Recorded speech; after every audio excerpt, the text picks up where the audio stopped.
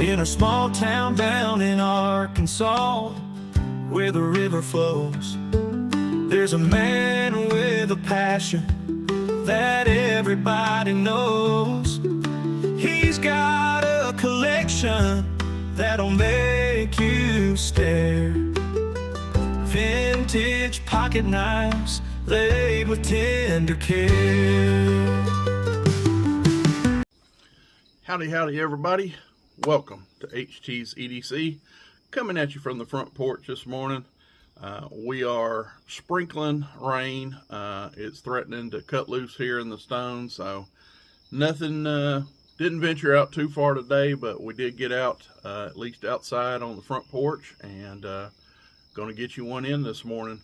Hope everybody is doing good. Thank you all for the well wishes, the prayers yesterday. It was good to have Miss T on the show yesterday, and she enjoyed herself, and she wanted me to parlay. We did some yesterday on the show, but the outpouring of concern and prayers and just love has been awesome. And she's still asleep right now. She's in there. She hadn't got up this morning. When she's sleeping, she's not in pain right now. It's not terrible now that she's finally got some pain meds, but it's still pretty uncomfortable. So we're just letting her sleep in this morning. But she wanted me to tell you guys from the bottom of her heart, thank you, and she appreciated the love. So that being said, we are going to do a fixed blade Friday today, and without further ado, we're going to get off in it. Oh yeah, what y'all think about the new lid, huh? Come on, Buc-ee's, the number one fun stop, pit stop of the South, and should be sponsor of this channel. Got a new Buc-ee's lid here, huh? Come on, tell me that's not fresh. Loving this thing. But anyway, more on the whole bucket hat thing that is starting to kind of take a mind of its own on the channel. We got news. We got a little something coming on the whole bucket hat situation in the future. So stay tuned for that. But just breaking out a new one for y'all this morning. Anyway, let's get into a what you totin'. And today, you know how we started off around here. Everybody needs a little Jesus in their life. We got that covered. Front left pocket, Holy Land pocket cross, accompanying little Jesus. HT red sash, by the way. Also, front left pocket, we have the Streamlight MicroStream flashlight. Say that 3 times fast. Back pocket, challenge coin. Totally awesome. Open sea leather wallet, where we currently, as you can see, got that nice little teener going there, where we currently house the old challenge coin. Okay, we're going to do this one really fast. We're not going to get deep into this one at all, because we are going to show this Monday for my modified Monday. But we are toting a fixed blade today in our pocket. Actually, I've had this in my pocket since I did said modification on it. But we're just going to give you a flyby on this one, and we'll talk more about it Monday. Okay. That's all you get today. That's what we're carrying today. And oh yeah, I went to Walmart yesterday, and this is terrible.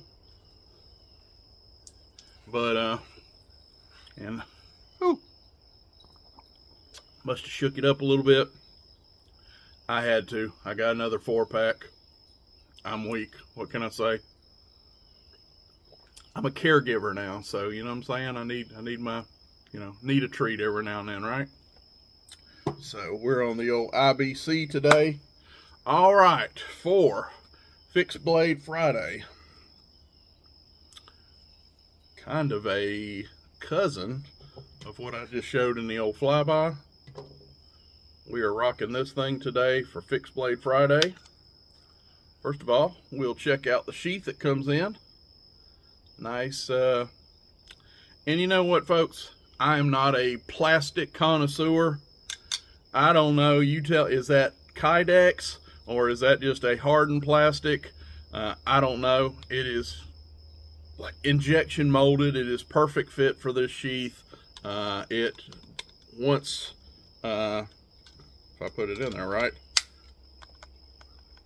makes it's perfectly fit for it. Has a pocket clip. This is one that I pocket drop, just like I'm doing this guy today. It goes down in my front pocket. I EDC this guy. Has a nice little ramp here, push off for getting it out of your pocket. Again, you tell me, is that hard plastic? Is that Kydex? My guess, injection hard plastic, but I don't care. It is, is Kydex a better grade of plastic? Somebody's probably gonna get mad in the comments. Yes, it is. It's way different. Okay, it's plastic and it fits this good like a glove, and I like it. So whatever that material is, hard plastic, but a good sheath nevertheless. Has this carabiner ring here. If you were to, for you climbers or backpackers or whatever, if you wanted to clip a carabiner on this and have it hanging, from your bag or your waist or whatever, does have that large hole on there. Again, I pocket drop it.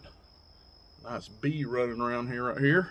Maybe he likes my new hat, but he better not land on it. Anyway, what we got for you today is this guy right here. And it is, you guys know, that symbol right there. We have an old Esee. And this is the Zancudo. Randalls Adventure training and what is it? I should know all this. Randalls Adventure training and equipment, I believe the last is there for. You guys know Esee, you guys know Randall. They are a fixture in the fixed blade community. American made. My fellows here, my fellers of the orange, or what is it, the Orange Army, maybe both. Y'all are probably gonna like this thing. Pretty nice and loud. Got the we got the layered orange and black G10 on this thing. See those layers? And yes, I am gonna say on G10, all aren't made equal. There is some sketchy G10. The good stuff, in my opinion, is these ones. You see those layers? I mean, it's very easy. That's the good stuff, where they, there's layers, there's more resin, there's another layer. I mean, that is the good stuff right there. I think it looks good. We have a sharpening choil that we put on there.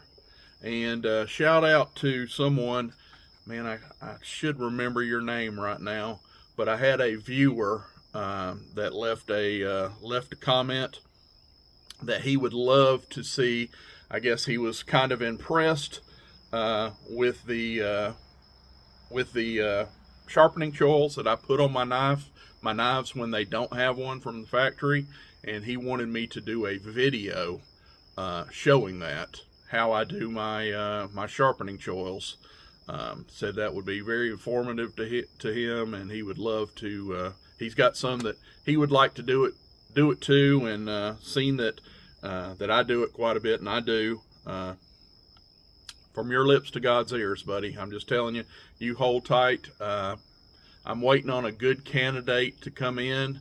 And if one doesn't come in soon that needs it, that I get in on a trade, or, you know, probably won't be a purchase anytime soon, I'll just go back and I'll get something from my collection that don't have one, and we're going to do that video. So I have heard you, my man. If you're listening to this, that is a future video. But anyway, what do we all got going on here? We have a beautiful stonewashed spearpoint.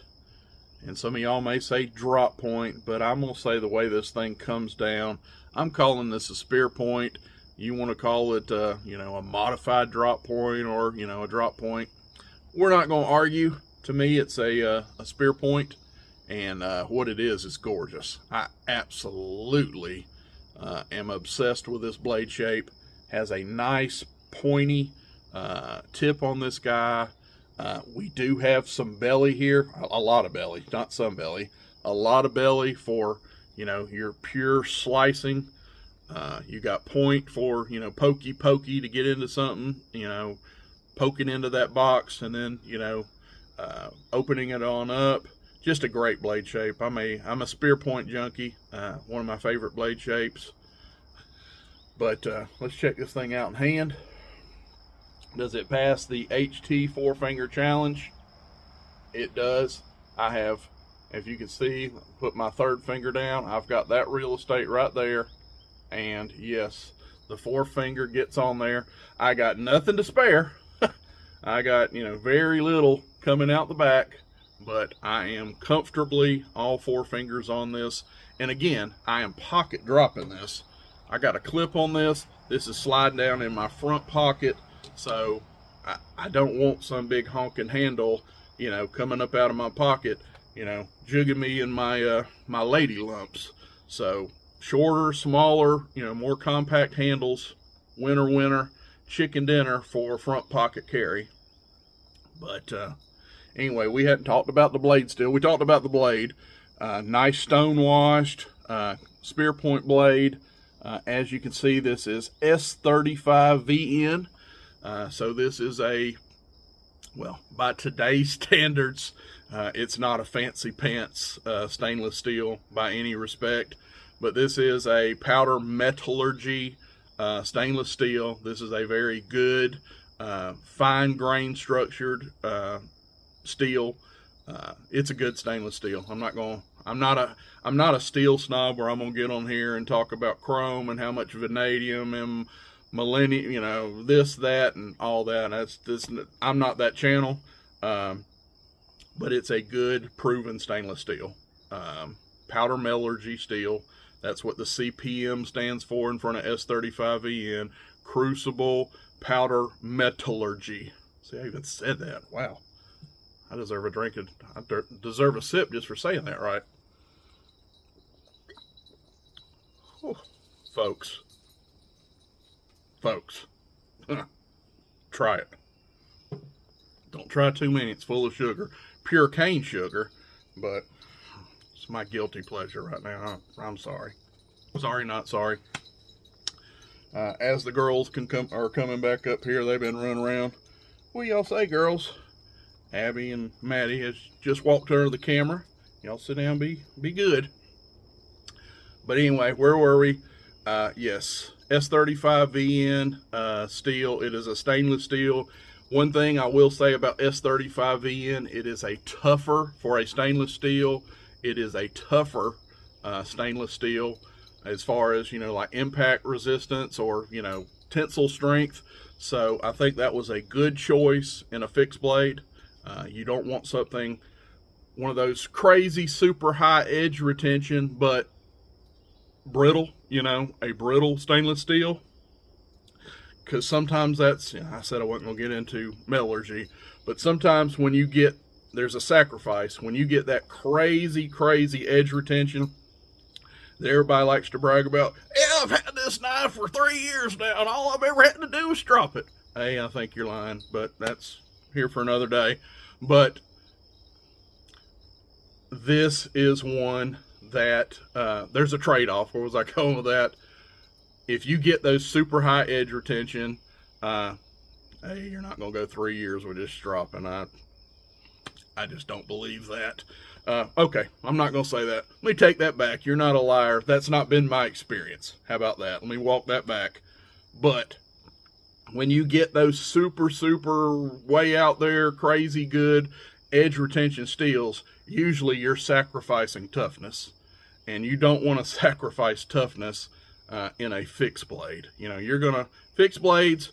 Most people that carry a fixed blade, you know, they carry them because they're rough, they're tough, and they can get out there and get with it. So you don't want something that's, you know, as soon as you set this down and maybe, you know, you're done with your cutting task at camp and you stick it there in your, you know, your knife block or your old stump outside. Everybody's got the stump out there, you know, that you like to stick your knife in and take those cool pictures with. Well, you don't want to stick that down in there and this thing break in half. So my point is, they need some toughness. You need some amount of toughness. That's why a lot of fixed blades are carbon steel, full of toughness. Well, this isn't a carbon steel, but this is a rather tougher stainless steel. So you kind of get the best of both worlds. You're not going to have to baby this as much as you would, you know, carbon steel with your oils and your, you know, your rust preventative, because it is stainless, not stain proof. HT's not saying go buy this and leave it outside in the weather for a year and it's going to look like this right here. No, it takes a lot less care than your carbon steel. If you cut an apple with this and wipe it on your breeches legs, you're not going to come back tomorrow and have rust spots on it. Okay? Where if you did that with some of your carbon steels, you don't have a good coat of oil or some preventative on there, and you cut some real acidic stuff and you just leave it for a week, you're probably going to come back and have to get some rust off of it. Most of you guys know that. But anyway, we didn't even talk about the flip side. We got our old ant on here for, is that an ant or is that a mosquito? That's right, this is the Zancudo. The Azula is the ant. Check that out. We got an old mosquito or gnat or whatever on there. I guess that is, I'm pretty sure that's what Zancudo stands for, or is a name of, is that mosquito or something. But anyway, we have Rowan, USA, and 1031. So I believe this is also the model number for the Zancudo. Here it is 1031. So that is what we have. This is what we have on the show side. And we have our Rowan USA and our mosquito on the pile side. This is held together as far as construction. We have 3 torx bits here, torx screws, and my guess is that is a T8 or a T9 on those torx bits. So full tang, I didn't mention that. Something that I'm a big proponent of in my fixed blades is full tang. As you can see, we go from tip to hilt here. The blade runs the whole way of the knife. This isn't any kind of rat tang or half tang where the tang stops up in the handle. You got full tang construction, which is, you want full tang construction. Just trust me on that if you're new to fixed blades. If you're not, you already know that. But that's a good thing. Strength, when you have, you know, that's the backbone of your knife right there. So, but one thing I would change on this knife, and I'm not going to sit here and dress it up. I'm going to tell you that I could have been better. This is a 3-run homer right now. This is a 3-run homer in the bottom of the ninth, but it could have been a grand slam. Okay, HT, what would have made it a grand slam? That kind of useless jimping right there. I could have just, if that's what you're going to do, they could have just not done it. It's in a good spot, right where you want it, but it's kind of useless. It's spaced out. It's not aggressive. You don't get good traction on it. I guess if you were to, let me say this. If you were to grab this knife in the dark or whatever and get up on here, it does give you something to feel, you know, to put your thumb on, you know, in low light conditions. But as far as traction, you know, really, you know, giving what jimping to me is made to do, you know, giving that thumb traction when you're, you know, getting down on a power cut, it's got a lot to be desired. So it does give you a reference point for your thumb, but this is at best jimping. So could have been with some nice, and you know I always go back to Spyderco. Well, everybody's not going to have Spyderco jimping HT. I understand that, but there's well executed, even if it's not Spyderco, there's still good, well executed thumb jimping, and this just is meh. You know what I'm saying? Meh. So this is what would I grade this knife? Love the blade shape, love the size, love the grip. We hadn't really talked about that, but look how that thing has a swell and comes up just like you want. Feels great in hand. I ding it for one thing. It's the sort of meh jimping. So 9. I almost want to. Nothing's really a 10 unless you're a buck 112. We're talking about fixed blades today. I'm gonna give this a solid 9. Maybe you could even talk me into a 9.5 for what it is. For a small, either some people are going to use this as an as a EDC fixed blade or a companion knife at camp. It's hard to beat. This is really good. So I'm giving it a solid 9 out of 10 on the HT scale. This is a absolute winner. Chicken dinner, 8 days a week and twice on Sunday. Yes, sir. Love this thing. The Esee Xancudo. Love it. And that's what we got for you today for Fixed Blade Friday. So again, one more flyby. You will see that again probably on Modified Monday. Its first cousin there. A lot of you already know what that model is. I've owned that model before, but we've just fancy pantsed it up a little bit, and I'm pretty stoked about it. So we're going to talk about it Monday. We're going to get out here, enjoy the rest of this, listen to the birds sing, and enjoy y'all's Friday, folks. God bless you. Again, thank you for all the love for the missus, and if the Lord willing, creek don't rise, we're going to do this tomorrow.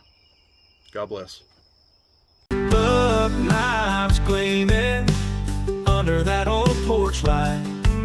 He'll tell their stories deep into the night. Reviews and torture tests, it's a sight to see.